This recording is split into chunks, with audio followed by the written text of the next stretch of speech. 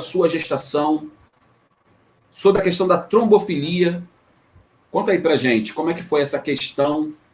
Você teve perdas gestacionais? Como é que foi essas tentativas? Diz aí pra gente. Então, vamos começar lá, né, no início da história. Eu tive a minha primeira perda bem no iniciozinho, e não é comum indicarem uma investigação porque você está perdendo logo na primeira e na segunda perda. Em geral, os médicos já só vão te indicar lá a partir da terceira perda. E olhe lá, dependendo de como você está sendo assistido. Mas, assim, nesse momento, a gente tinha combinado que não ia conversar com ninguém até a 12ª semana, mas perdeu muito no início, foi aquela coisa assim, que não estava esperando. Quando eu vi, eu já estava falando para todo mundo que eu estava perdendo, o pessoal não sabia nem que eu estava grávida. E aí, a gente foi um aborto espontâneo, então meu organismo eliminou, né? E a gente esperou o tempo indicado lá pela médica e tentamos novamente, né? E aí, quando tentamos novamente, aí sim eu tive um aborto retido, né? Eu perdi, descobri durante a primeira ultrassonografia que o bebê não, né? Agora eu até esqueci quando é que é feto, quando é que é embrião, mas enfim, os batimentos cardíacos tinham parado na semana anterior, pelo tamanho, né? A gente fez a ultra com 9 semanas, indicava que ele tinha um tamanho de 8 semanas e 4 dias, então, na verdade, tinha pouco tempo que tinha parado, que havia calcificação na placenta, enfim, e aí nesse momento eu precisei fazer uma curetagem, porque o meu organismo não expeliu. E aí, a partir daí, eu fui buscar investigar o que estava acontecendo. Não esperei a terceira para poder fazer a investigação, né? E aí, ao longo desse processo, você vai descobrindo pessoas que estão passando por histórias semelhantes, né? Pessoas que vão se sensibilizando e chegam para conversar com você. Uma delas, inclusive, que está aqui com a gente, me chamou para conversar, me indicou uma médica. Logo quando eu tive a minha primeira perda, ela tocou nesse assunto da trombofilia, eu ainda respondi, não, mas eu fiz exames.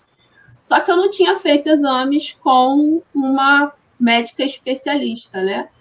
E aí depois, quando eu fui procurar especialista, eu vi que eu tinha feito poucos exames para investigar trombofilia, que é uma lista muito grande, né?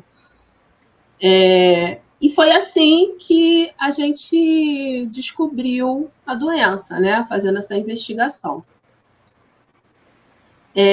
Eu me perdi agora, Fausto. Você pediu para eu falar como que eu descobri, não sei se você perguntou mais alguma coisa. Isso, não, como que você descobriu? Então, continua.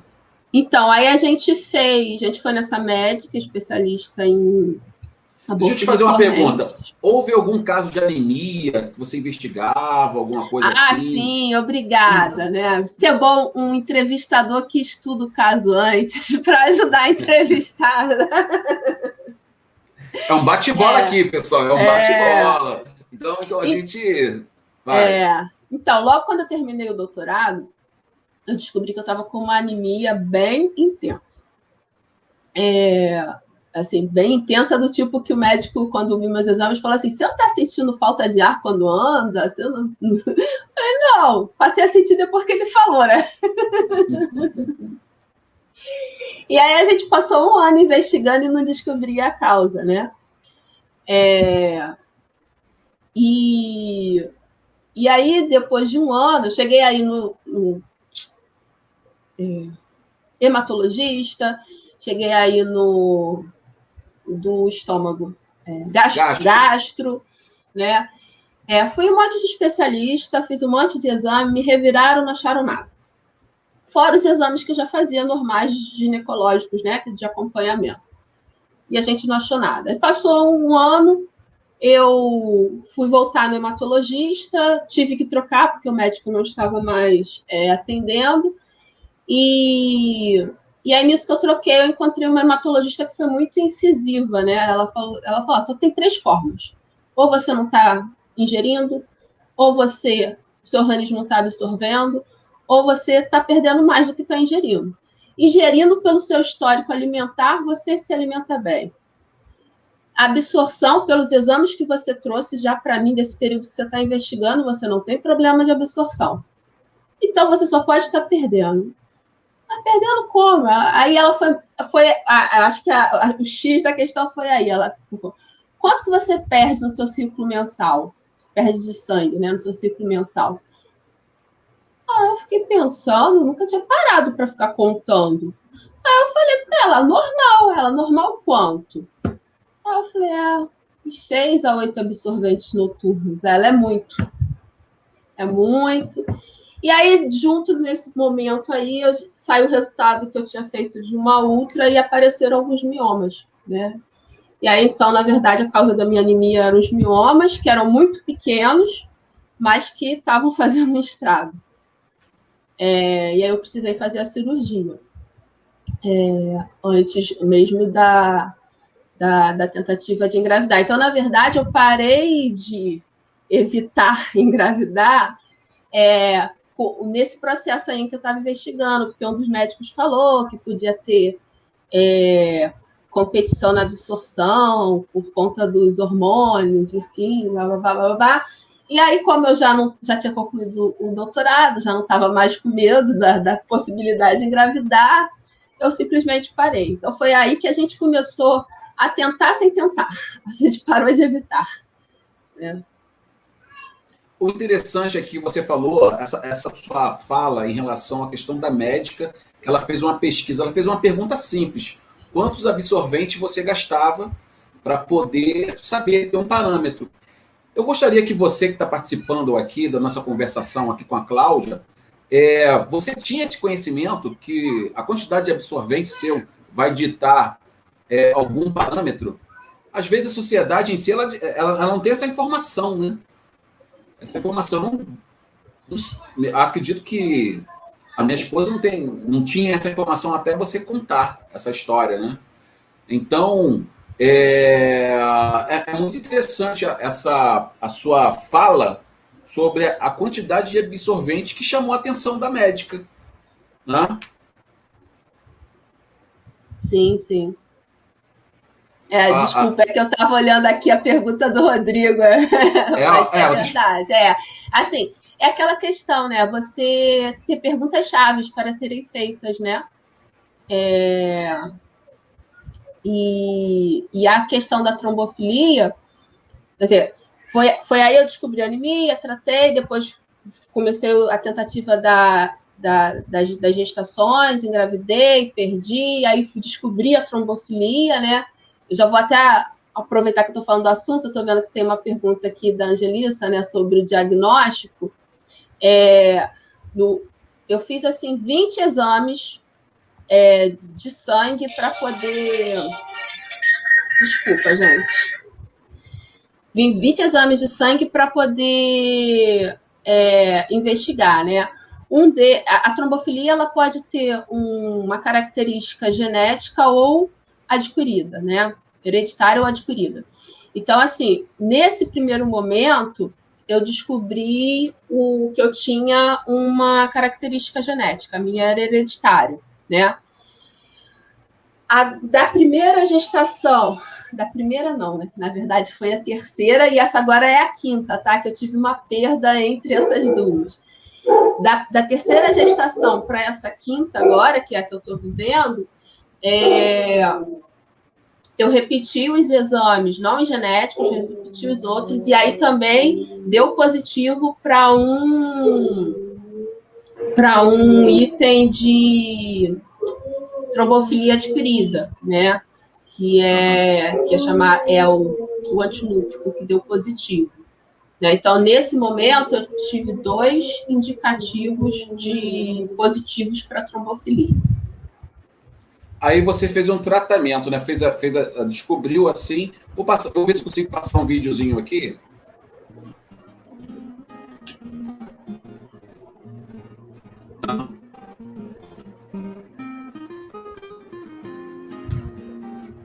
Não sei se você está conseguindo acompanhar o vídeo. dessa vez. Começou a aparecer.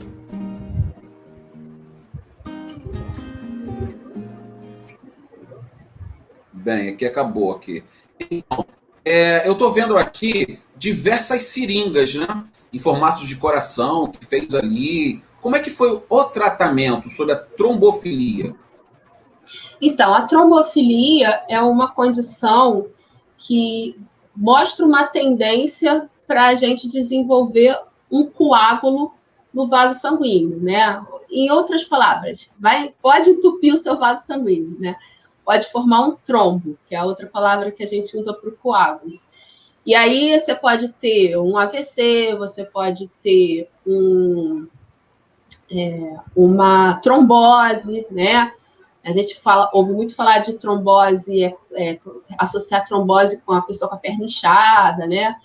E com dor no local e aquece, mas às vezes a trombose acontece e a pessoa não tem esses sintomas clássicos. Eu descobri isso recentemente, através até de uma outra colega.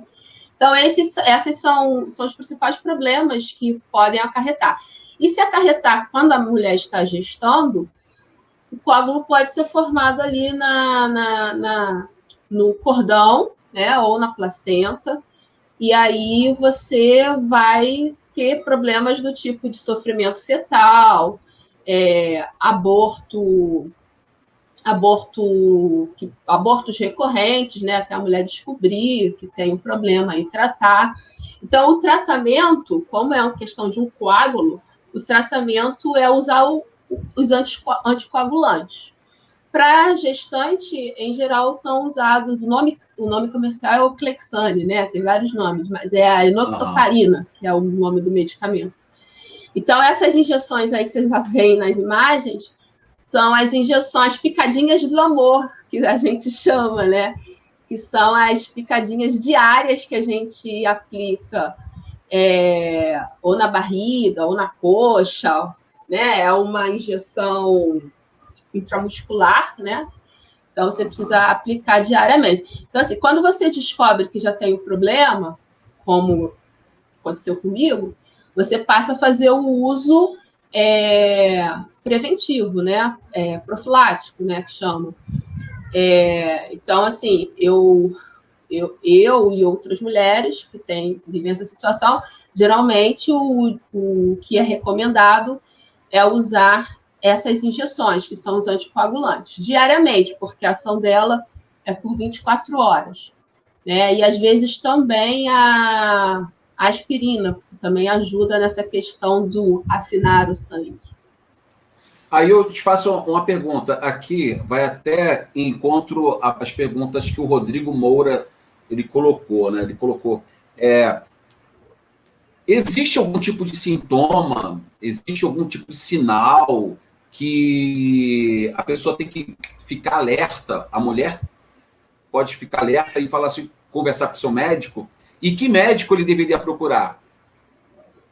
Então, caso da trombofilia, a não ser que a pessoa tenha um histórico, a mulher já teve trombose, ela já tem que ficar alerta e vai, assim, se ela for no médico que conheça, né, que acho que faz parte da pergunta aí, eu já vou falar sobre isso, conheça o caso e que saiba fechar o diagnóstico e encaminhar para o procedimento adequado, se ela já teve trombose, ele vai encaminhar para o uso do anticoagulante durante a gestação, porque já tem aí um indicativo.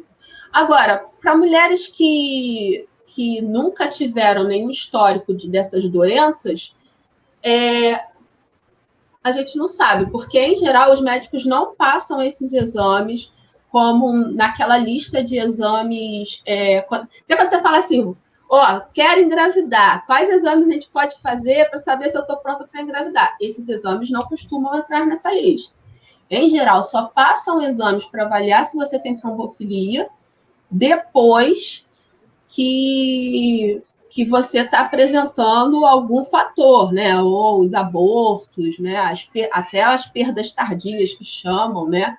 Tem mulher que vai com a gestação até muito adiante, porque como tem vários casos de trombofilia, cada caso pode ter um efeito diferente. Tem umas mulheres que já vão perder com a gestação bem lá adiante. Aliás, dizem os médicos que a maioria dos casos são mais adiante, né? E aí eu vou aproveitar que estou vendo que tem uma pergunta aqui da Angelissa, se eu considero que os obstetras informam bem as suas pacientes sobre essas condições. Não. Em geral, não informam. Em geral, os médicos são desinformados, por isso eles não informam, tá? Tanto que, na hora de fazer um acompanhamento nesse sentido, a maioria das meninas que eu conheço fazem o pré-natal com o seu ginecologista obstetra, junto com um hematologista acompanhando, né? Então, o hematologista geralmente é o médico que vai tratar dessas causas. Geralmente, porque tem hematologista desatualizado também, né? Então, é uma questão muito delicada, né? Hoje, pela experiência, pelo contato, por conhecer outras histórias, por participar de grupos de apoio, aí você vai ouvindo muitas histórias. Eu participo de um grupo que tem meninas do Brasil todo, nesse grupo. E assim, o Brasil é um país enorme, com realidades muito diferentes, né? Então, aqui no Rio de Janeiro, a gente consegue, e depois eu vou até dar algumas dicas sobre isso, sobre onde você procurar tratamento, né? Especialmente se você já tem o diagnóstico, o acompanhamento durante a gestação, porque é uma gestação de risco, em hospital público, inclusive. Agora, tem muitos municípios que não tem nem um atendimento adequado para o acompanhamento do pré-natal. Ela tem que ir para o município vizinho, que é distante, enfim, né? E assim, a gente ouve cada história muito bizarra, de falta de humanidade no atendimento com a mulher, sabe? Cada barbaridade que se fala para uma mulher gestante que já está numa situação delicada e o médico não tem a mínima sensibilidade, tá? O mínimo, se ele não sabe sobre o assunto, é ser humano. Ser humano e caminhar para outro lugar, admitir que não sabe, mas isso é uma coisa muito difícil, né? Toca na vaidade, né? Admitir que não sabe, né? Então, assim, essa questão, a gente tem a questão de desinformação dos obstetras. Alguns obstetras sabem, reconhecem que não são especialistas e vão te encaminhar para fazer o acompanhamento junto com o hemato, né? Eu tenho até uma amiga que o próprio obstetra dela indicou com qual hemato que ele trabalhava, assim, acompanhando a gestação toda. Mas tem obstetra que nem vai tocar no assunto, que nem sabe direito o que é isso, entendeu? E aí a Angelissa também perguntou se não seria uma forma de minimizar os riscos de abortos, que são experiências tão difíceis. Seria uma forma de minimizar. Agora, muito que a gente ouve de muitos médicos é que, assim, os exames são caros, e são mesmo. Existem alguns que nem o plano de saúde cobre, porque não está na lista do rol de atendimento da ANS, então você talvez tenha que pagar no particular, tá? Então, até assim, quando você chega num hospital que faz investigação, no hospital escola, né? Hospital universitário, se você não chegar com os exames, talvez você também tenha um pouquinho de dificuldade, né? Porque a não ser que você tenha muito, muito indicativo de que você tem a doença, eles mesmos alegam. Inclusive, assim, nesse momento, eu procurei também um caminho do SUS, né? E descobri aí, né, esse caminho, e eu cheguei a ouvir, né, assim, você sabe que se você tivesse vindo aqui sem os exames, ia ser complicado, né, porque esses exames são muito caros, enfim, né, e o medicamento também é muito caro, tá? Ou seja, o SUS oferece o serviço pela metade, né? Olha, eu não me sinto à vontade de falar assim, que oferece pela metade, porque eu não conheço a realidade Sim, plena, sim, sim. entendeu? Assim, a gente tem um sistema que é para atender um país de dimensões territoriais, né? Uhum. Com realidades muito diferentes, então pode ser que em algum local a pessoa consiga, né? Porque isso também depende muito de quem está à frente. O que acontece quem trabalha, né, no serviço público e tem que fazer a gestão dos recursos também é ter que ali administrar como é que vai distribuir, né? E para isso, né, eu acho que ainda faltam muitas políticas públicas que apoiem nesse sentido, né? Hoje já a gente vê que, por exemplo, no estado do Rio de Janeiro, hoje, a gente tem uma farmácia que fornece medicamentos de alto custo, inclusive o Clexane, tá? Então, se você for para um hospital público e for encaminhado, tem que levar os exames, as documentações comprobatórias, você consegue o medicamento durante a gestação, né? Já que a gente está falando desse assunto. Mas Muitas não pessoas é, não sabem dos medicação. mas não é a realidade. Eu acredito que não seja a realidade do país. Acredito não é, né? Até pelas histórias que eu ouço das outras meninas de outros estados, não é a realidade do país todo. Então, assim, para fortalecer isso, a gente precisava fortalecer, ter uma lei que garantisse isso, né? Existem alguns projetos de lei que estão caminhando aí nesse sentido, mas estão caminhando. Cláudia, uma pergunta. Houve. Geralmente as pessoas querem sempre atribuir um culpado, né, sobre a questão da infertilidade, né? Houve essa questão, será que a culpa é do marido? Será que a culpa é da mulher? Existe isso ainda? Como é que você viu as suas visitas, as suas idas nos consultórios? Você ouviu falar sobre separação, sobre isso também? Infelizmente existe. Eu acho que isso aí já começa pela dinâmica do casal e como que o próprio casal concebe o casamento, né? Por que eles estão unidos, né? Por que eles estão juntos? O propósito único é ter filhos? A gente sabe que essa questão de maternidade e paternidade é uma questão delicada para muitas pessoas, é um sonho de vida que se a pessoa não conseguir, ela vai separar e vai correr atrás do sonho dela. A questão aqui não é nem a gente dizer se a pessoa está certa ou errada, né? Isso daí é o sonho de cada um. A questão aqui, eu acho que caberia as pessoas conversarem um pouco mais sobre o que é tão importante para elas, né? Antes de se meterem no relacionamento sem saber se o que é importante para ela é importante para o outro, né? Então, assim, essa questão da culpa, eu acho que passa muito por aí. Eu vejo por nós, né? Tiro por nós e tiro por outros casais. É uma questão delicada? É.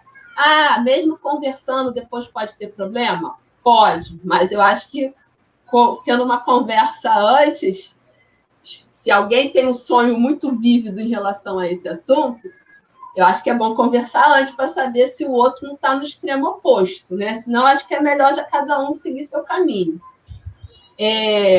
Mas aqui em casa, a gente não teve esse problema. A gente foi procurar a causa e não o culpado, que são duas coisas bem diferentes, né? A gente foi procurar a causa, então fomos os dois fizeram exames, e aí podia ser uma causa relacionada a alguma questão minha de saúde, alguma questão dele, ou alguma questão genética aí na combinação genética do material genético dos dois, né? Porque podem ser essas três possibilidades quando você está falando sobre esse assunto. Mas a gente foi buscar a causa e a gente estava ali sempre junto. A gente não foi ali para saber de quem é a culpa e jogar a culpa no outro. Mas esse é um aspecto importante, sim, eu acho, na convivência do casal. Excelente, excelente. Pessoal, vocês podem contribuir com suas perguntas aqui, tudo bem? Gostaria que vocês fizessem suas perguntas, suas participações aqui, que a gente vai ler também aqui. A Cláudia vai estar respondendo algumas perguntas dentro da medida do possível.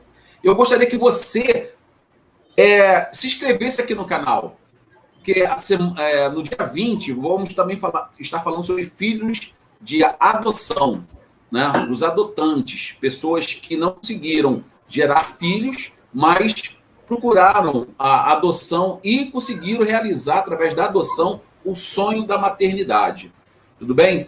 Cláudia, deixa eu ver aqui, perguntas.